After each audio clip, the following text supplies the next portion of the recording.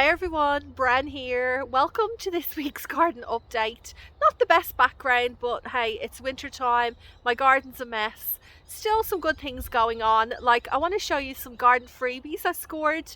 Plus, I'll share a couple of tips when it comes to growing in hanging baskets. And we'll take a look at what I'm growing my spring, summer seedlings in over the next few weeks. Now, there was some other stuff, can't remember. You know me, it's a bit of a hodgepodge, so let's just get into it now. I picked up these freebies, which I'm chuffed about. They're 4 hanging baskets, which someone was getting rid of. They're all stuck together at the moment, but look at that, like different sizes. I'm particularly excited about this large one, and I do have plans for it. I'm thinking this would make a fantastic strawberry hanging basket, because I still have a few of these bare root plants that are looking for a new home, and there just wasn't any room for them in this new strawberry patch. And I'm hoping by growing these fruit up off the ground there'll be less pest pressure, because crossing my fingers now, the slugs and snails won't be able to get to these as easily. I just want to show you something over here. So my mum grows a lot in hanging baskets, and here's a couple of tips that I've learned from her. If you're trying to save a bit of money, to line the baskets, you can actually use the bags that the potting mix come in. And usually with some of the brands, they have black here, so you can put the black to the outside. But at the end of the day, it doesn't really matter, because if you're successful with the hanging baskets, the whole thing will be covered and you won't notice the bag. And the second tip, which will help you to achieve this full coverage of plants, is to not only plant here on the top, but to poke some holes through the potting mix bag along the side and pop the plants in there at an angle. And they do, because I've seen it before at my mother's. They fill out nicely and this whole thing just becomes one big ball. Now, the one thing I did want to say is I'll have to check and make sure it's all right, because usually with my mum she does flowers, so it's not like you're going to be eating anything. But because we will be eating the strawberries, is it safe to grow the strawberries here with the lining of the potting mix bag? I assume it is, but I can't guarantee it, so I'll have to look into that and maybe give you an answer next week, unless one of you guys already know what the answer is. You know, because you just don't want any chemicals or anything coming off this into the food that you're going to eat. What do you reckon I should plant in these other ones? Now, I've just separated them and I've noticed that this one doesn't have a chain, but that's fine. You know, could even use it as a garden cloche in springtime to stop the chickens, to stop the birds, you name it, getting to my little baby seedlings. That reminds me, I haven't even let the chickens out yet. Good morning, girls. On my long list of jobs I need to do, one of them is moving the chicken coop, because they're down the very back of the garden in the way of where the renovations are happening, because we need to put in a storm water trench. So these girls are going to be relocated. They're going to have their home put in another spot. I'm not really sure yet where. Oh, I'm just thinking that's nice. You're just seeing their bottoms. Anyway, I'll figure it out. There's just so many areas of the garden that's a big mess at the moment. This spot looked beautiful over the last couple of years. Now, not so much, but that's all right. I'll make it pretty again once all the renovations are finished. And, you know, I've been pulling out the raised beds. I need to put them somewhere else. This is just some stuff for moving a carport. Yeah, it definitely looks different to what it once was like. I still have all of these plants that I dug up but haven't relocated yet. The pineapple guava is still the exact same way as I showed you last. Maybe I did a bit more digging, but I still haven't transplanted it somewhere else. And the biggest job of all, oh, is it the biggest? Probably, but it's definitely the one that I'm most stressed out about, is I need to move the lemon tree. How am I going to do this without killing it? I've got no idea. It's really mature. It's at least 15 years old, and I'm so nervous about it because I love this lemon tree. I love it so much. I really hope I'm able to transplant it. We've really been enjoying having this fire pit on in the evening time, mostly on the weekends. The kids have absolutely loved it. We've actually even been doing cooking on it. I didn't take any footage of that, but when I do it the next time, which will probably be this weekend, I will show you our little setup. It's so primitive, but it works a treat and the kids love it.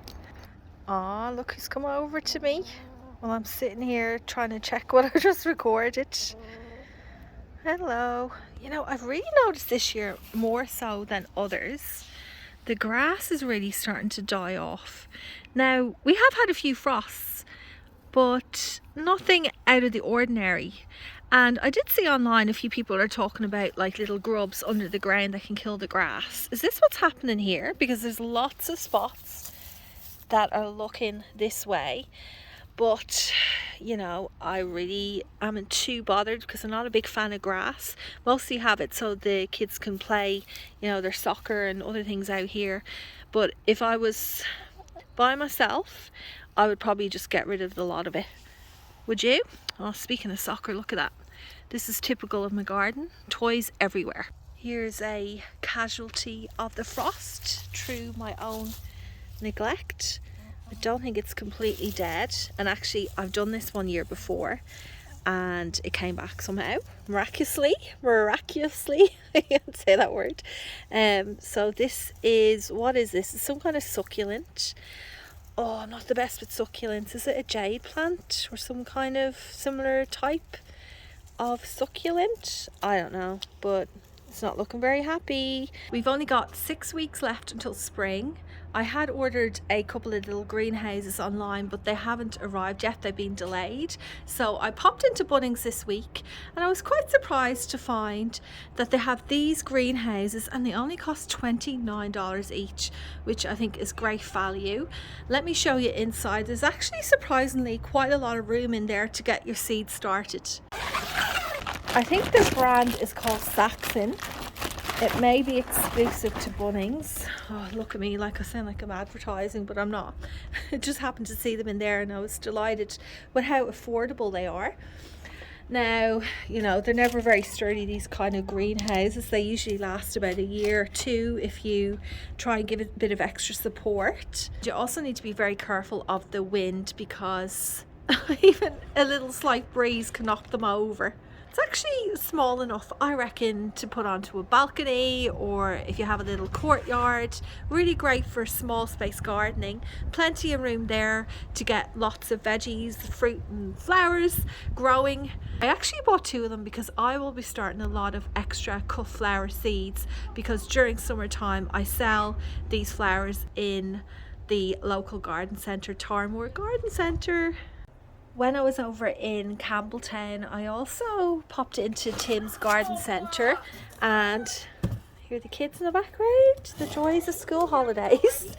Anyway, I bought a few plants. These are Elysium. I have them in the front garden. I got this, which is a silver beet peppermint stripe. I grew this one last year. Has gorgeous looking stems there, you can see. And yeah, and then I mentioned last week when I was showing you the new beds for the cut flowers, I purchased this soil test kit. I just want to see, you know, the quality of the soil that I have growing there. Now, I did get 2 other things were a little bit unusual. This, which is a dragon fruit cutting. I don't really know how to grow this at all, but one of my kids loves dragon fruit and I was like, I might as well give it a try. The other one I'm really excited about, I got this for free. And do you know what this is? It's a cutting from a dahlia tree. And the lady was saying to me that I can actually cut this in half and then I'll have 2 pieces. And if I just lay it on top of the soil, it should start to shoot, and then I'll have a couple of plants. No idea how to grow this one either, even though I am very familiar with growing dahlias. I think tree dahlias are a little bit different. I found out those cuttings were actually donated by a customer at Tim's Garden Centre. So when he was pruning back his dahlia tree, he brought in that big bucket load to share with other fellow gardeners. Just so generous of him, and I really hope I do that little stick justice and get it to grow to maturity. We'll see. I mean, I've had many a fail before here in the garden, but I do like to try. And when it comes to dragon fruit too, oh my goodness, if I could grow dragon fruit, that would be amazing, because not only would my child love that, but it would save me an absolute fortune, because dragon fruit over here are so expensive. It's time for me to head off now. Thanks so much for watching, everyone. I hope you have a great week ahead, and happy gardening.